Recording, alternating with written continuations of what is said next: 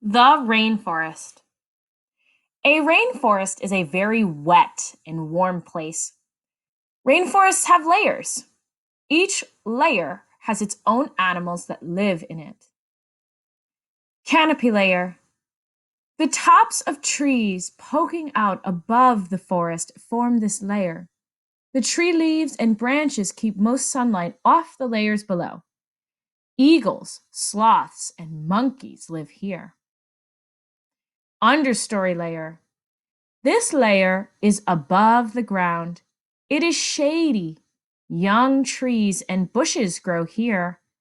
Frogs, birds, and snakes live here. Forest floor. Not much sunlight reaches this layer.